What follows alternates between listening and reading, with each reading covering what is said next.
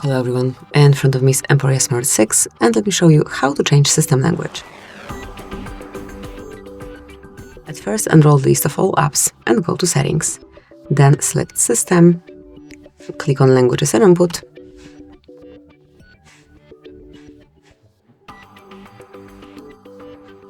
and select Languages at the top of the list. Click on Add a Language and choose the one that you want to use your device in.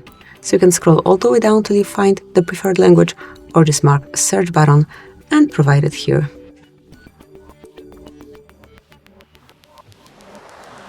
Now slide it up to the first place. And that's it. Your default language is changed. Obviously, you can switch it whenever you want. Thank you for watching. Please subscribe our channel and leave the thumbs up.